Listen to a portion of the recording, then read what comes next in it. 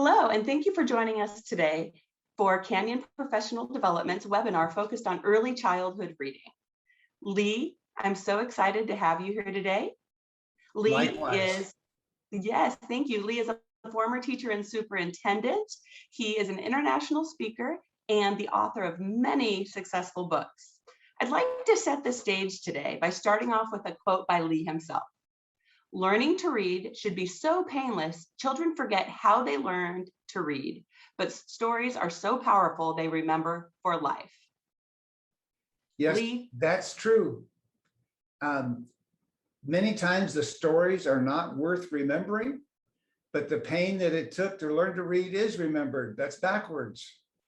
Absolutely. So Lee, I know you have so much to share. Today, we're going to focus on a couple of really important things. We're going to talk about how to foster that love for learning, and then we're going to reflect on how pattern text can really support students in becoming fluent readers and really increasing that love. So Lee, to get started, we're thinking, what is pattern text? Well, I'm looking at this slide and I see you here with a special friend of yours, Bill Martin. Can you tell us a little bit about how Bill Martin influenced you and really inspired you to write some books of your own? Yes, Bill was a significant influence on my life. I had learned first the power of patterns in teaching of mathematics.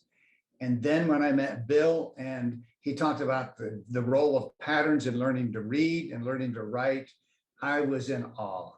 We were friends for over 30 years before he passed away. And there's a picture of us taken in Memphis when we were doing workshops for teachers. And you can see me in a younger day and with Bill there, we're together. That's great. And so, Lee, for people who aren't aware, I'm sure most elementary school teachers have Brown Bear, what do you see in their classroom? But Bill Martin was the author of that particular book, correct? Yes, he wrote that book and 300 other books for children, most of them with patterns in there, dependable patterns that children could trust. He was focused on the word instant readers, because children, when they hear that they're going to learn to read, they believe they're going to learn to read instantly. And so he wanted books that after they're read 3 or 4 times to them, they can read them back instantly. It was a great motivation for him. And so what I'm hearing is that these pattern texts lead to that confidence. It allows students to feel like they're readers, children to feel like they're readers right away. Yes, and therefore, we'll see it later, he loved the word whole book success, so that they need to have that success of reading a whole book, because they see the adults in their life reading whole books. You're absolutely right. And I remember that feeling as a child myself. I think I had shared with you before that as a young child, I wanted to learn how to read the encyclopedia because I had older siblings and I didn't feel very successful with that. However, if I had had pattern books, that experience would have been very different. Lee, after our conversations earlier, I found this quote. There's been a lot of research done on why decodable pattern text is so important. And this particular quote talks about how this repeated exposure to the vocabulary and the dependable text really makes a big difference. What are your thoughts on this? Well, when I see that superb quotation, the word dependable jumps out at me, that you can depend on it. So if the pattern, the book is organized on the days of the week, they can depend on it. It's Sunday, then it's Monday, then it's Tuesday, then it's Wednesday. We don't play around with it. It's dependable. If they read once upon, they know it's a time. They can depend on it. And that's a part of the confidence in learning to read. And when you hear parents and teachers hear the advice of reading thousands of books to children, it builds that language of how it works so they can more easily recognize the dependable context as they're reading themselves. And Lee, this sort of, I think we can reach a lot of educators with that word dependable, and how that is not only in regard to reading and this vocabulary. We know that children thrive with repetition in their daily routines, have knowing that they're going to see the same adults, that they're dependable. So of course, why wouldn't this be the same for learning to read? So that's a really valuable piece of information. So Yes. so Lee, I'm so excited to get into your books. So Lee has spent a lot of time writing several Bible stories for early readers, and you infuse these patterns into your books. Tell me a little bit about A Week with Joshua. Well, first of all, the dependable pattern is the days of the week in the week with Joshua, because he marched on Sunday, then he marched on Monday, then he marched on Tuesday. So the language is exactly the same as you go through the book, except for the day of the week changing. In the books that I've written, the first job is always, when you look at a story in the Bible, what is the dependable pattern that is there? What pattern can we pull out of that story so that it's in there? And not only that, then it makes it an early reader when you have a dependable pattern in it. The uniqueness of the books is that most Bible stories are wonderful, the books for children, but they tell the whole story and there's not a dependable pattern. So it's great for them once they learn how to read, but it's not as helpful in the learning to read process. So my niche is using Bible and some Aesop stories so that children can use these stories as they're learning to read. Goes back to the initial quotation that the learning to read process is so much fun, they forget how they learn to read, but they remember the stories for life. Wow, this is so amazing, because I'm thinking as a parent, our children often see us reading the Bible. We might have even a children's Bible that we share with them and read with them, but you're so right that it's a very long time before they can actually read from the Bible themselves. And this is allowing them to do exactly what they see grown-ups in their lives doing. Yes, it's exactly right. That's the niche it fits in. Yes. That is amazing. So we're so fortunate. Not only have you written A Week with Joshua, but you have several others. Now, would you consider these all to be pattern books? What are their differences? What are their similarities? Well, none of them have as easy a pattern as Joshua, because he did the same thing every day of the week. Right. In the evening with Daniel, the pattern is trick. It's over and over how Daniel's associates were tricking the king. And over, that's what goes through that book. The Who's Afraid of a Lion, which is the first of the Aesop books, it is the bully gnat pestering the lion. And so there's some Dr. Seuss type language as he pestered the lion. And then he says, nya, nya, nya, nya, nya, who's afraid of a lion? Then you turn the page and he pesters the lion again with, again, Dr. Seuss type language. And then he flies away, nya, nya, nya, nya, nya, who's afraid of a lion? Right. So the pattern repeats over and over and over. Nya, nya, nya, nya, nya. Well, at the end of the book, the idea that Aesop had 3,000 years ago is at the end of the book, the bully gnat ends up in a spider's web.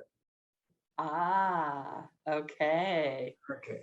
That makes sense. And as you were sitting there doing that, thank you for sharing that phrase from the book with us. I'm thinking, oh my goodness, when my children were little, they would have loved that, because a lot of times when I would read to my children, I would read, but then they would start off by just doing the pattern portion of the reading. That's exactly what they do.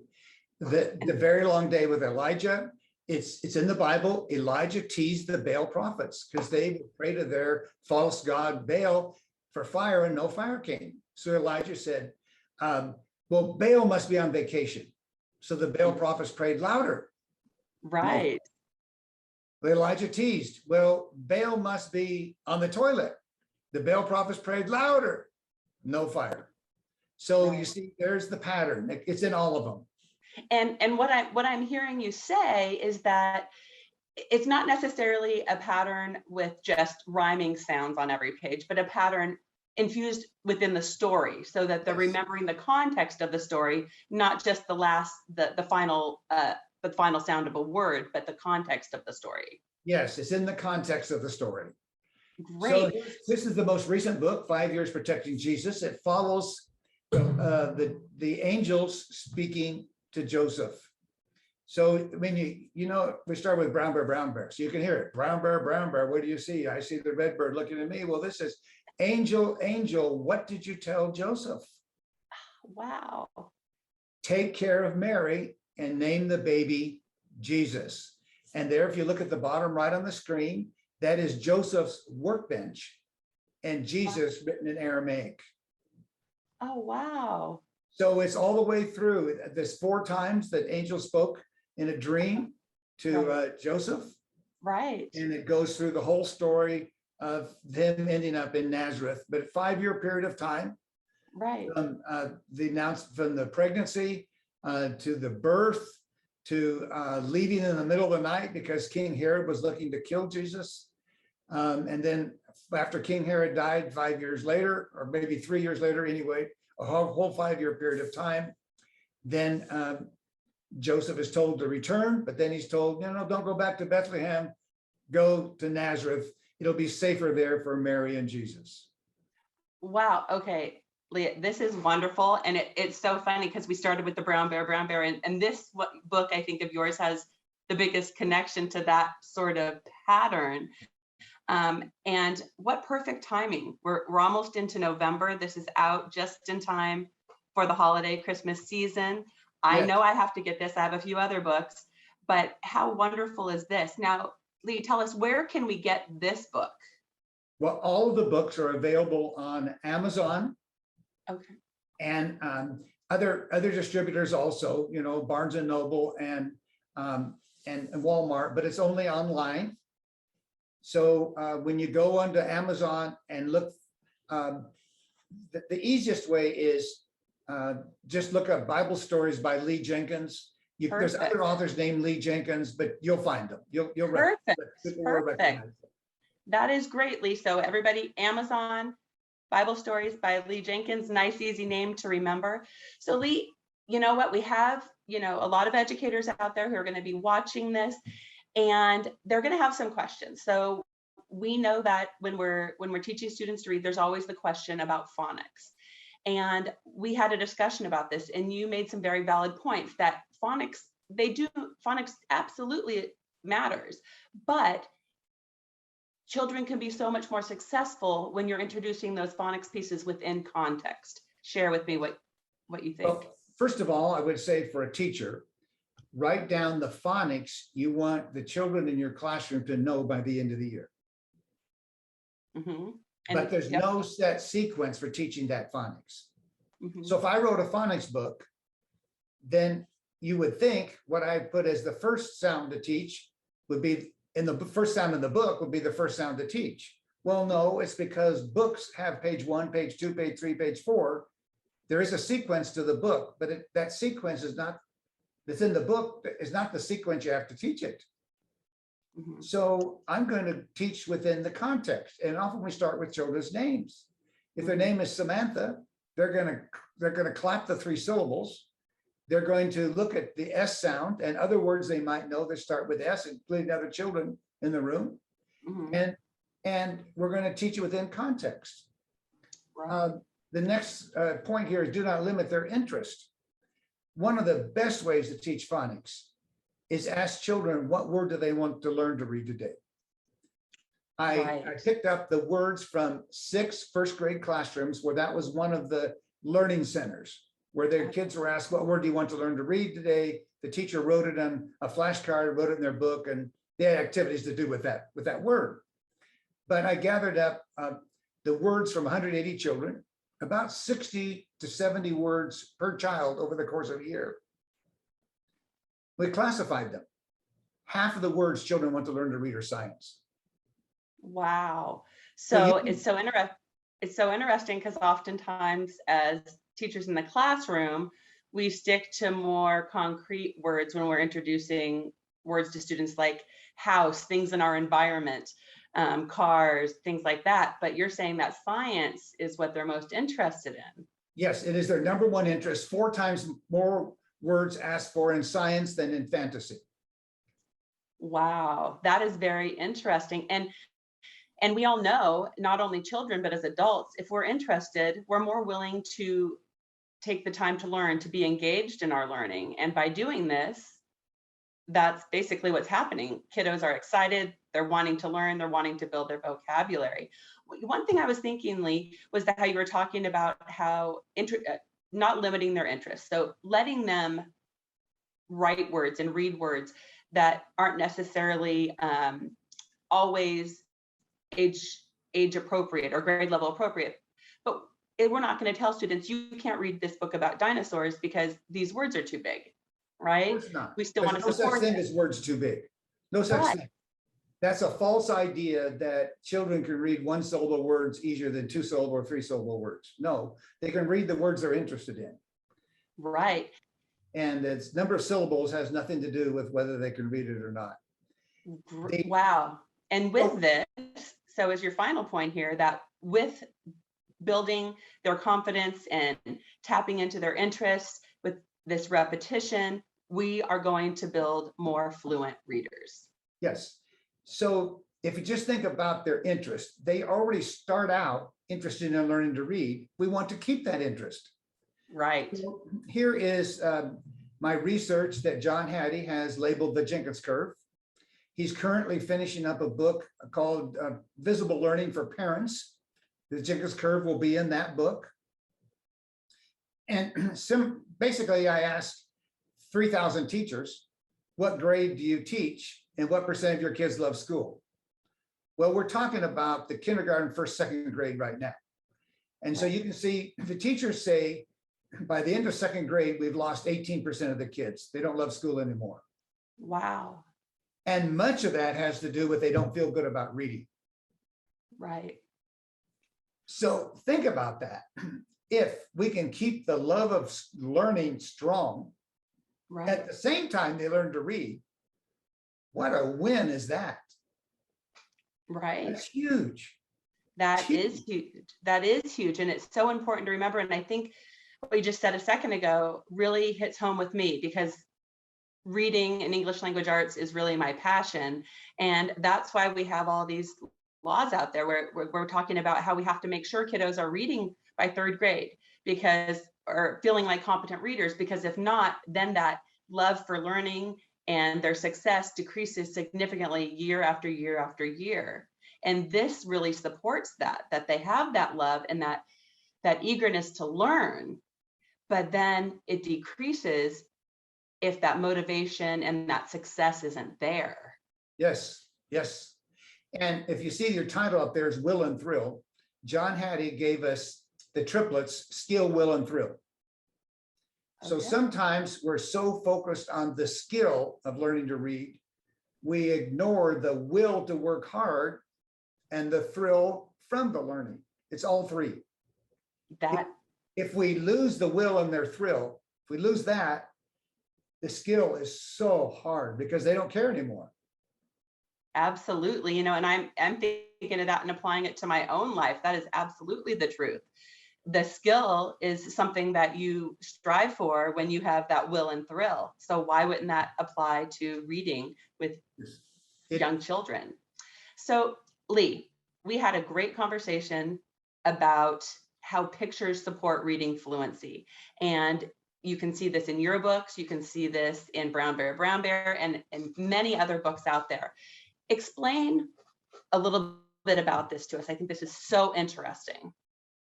Well, the children identify with the art immediately. And so let's look at this matrix, because on the printed page, we have words, the writing, and we have art. That's what's on the page. Right.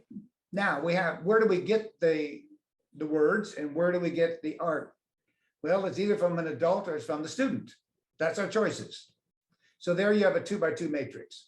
So the books that I showed you that I've written, and then Brown Bear, there, that's in the bottom left. The writing comes from an adult and the art comes from an adult. And that's the pattern books.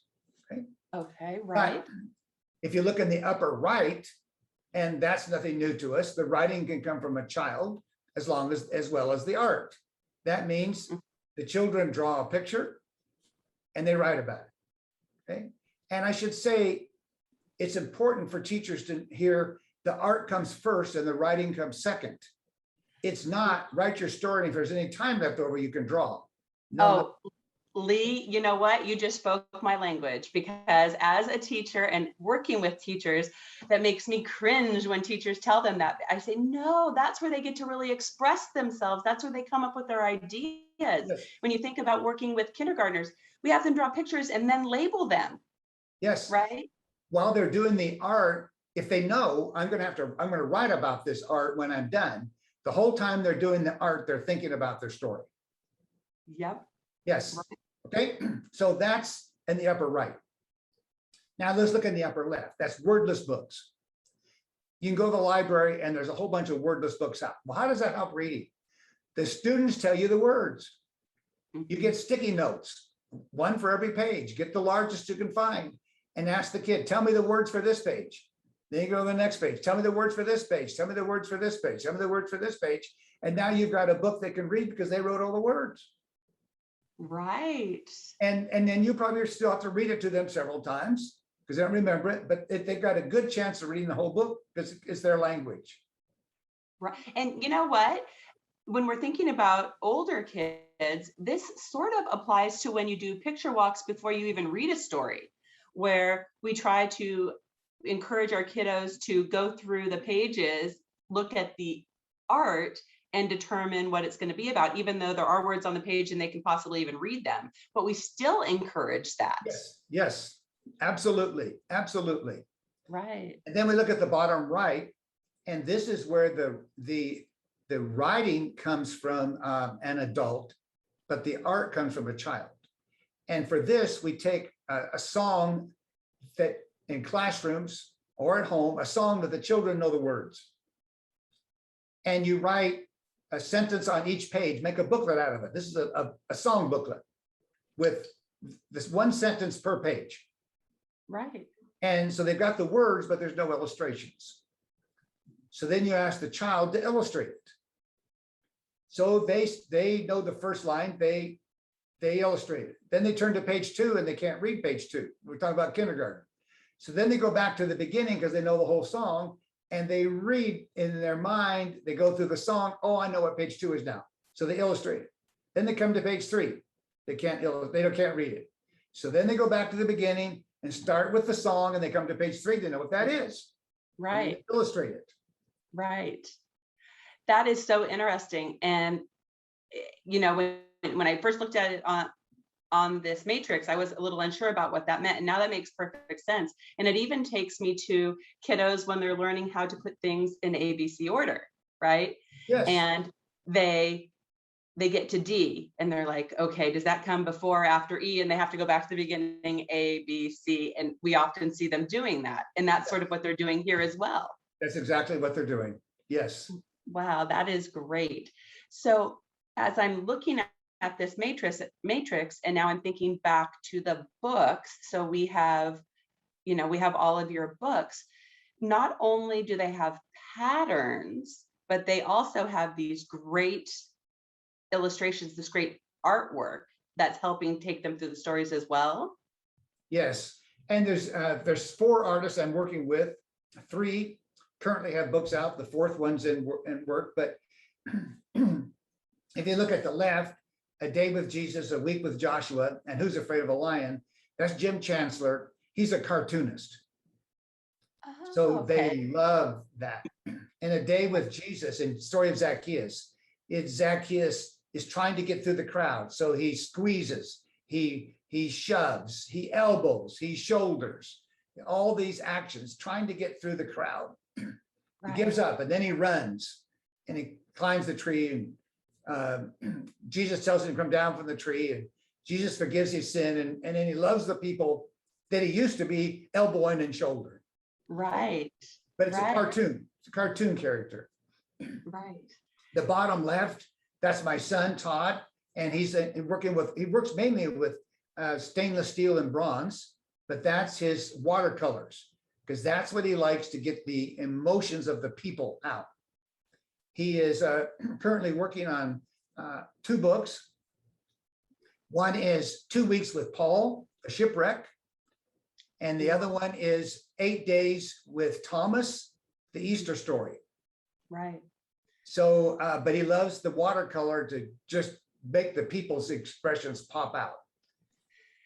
So Lee, these are great. And, I'm just thinking, so, many of our viewers might be Christian school educators, others might be public school educators, some might be charter school educators, parents.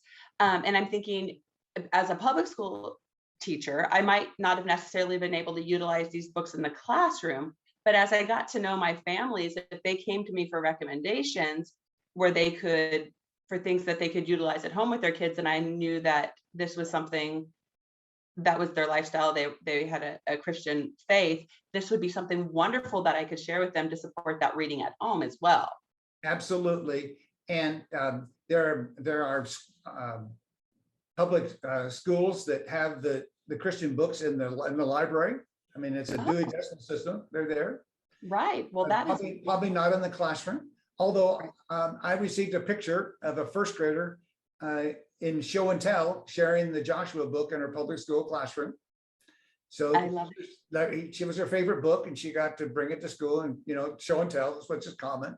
Right. Absolutely. Is yeah. If the student's bringing it in, it's what they want to share. So that is great. I am so excited to go and get my copy of 5 Years Protecting Jesus and share it with my family and friends. What a great gift for the holiday season. Lee, you have shared so much with us. So just some last takeaways I'm thinking that come to mind that I want people watching to remember is that it is our job as adults, as educators, to make sure that we are inspiring our students, helping them be engaged and interested in becoming early readers. And one way of doing this is through the use of pattern books. And the other one is with that art, with all the illustrations and wonderful pictures that tell the story themselves. What would you like to add to that? I would say that is, looking at the purpose, that's exactly what we want to accomplish. And in my work with the public schools, in fact, tomorrow we'll be doing a workshop for teachers in another Arizona school district. It's why don't we always have that happen?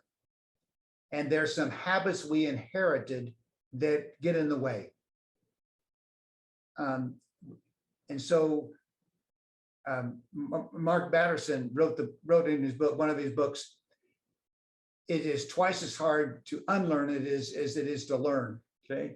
Right. And so for the educators listening, there's some things we have to unlearn that are getting in our way. Right. One is data for harm instead of data for joy. Right. If the kids are mad because you didn't have time to give the quiz, then you have a classroom that has data for joy. Ah, right. If they're thrilled that you didn't have time for the quiz, then you need to think through, what did I inherit that's causing? Right. That's in the way of what I want to accomplish.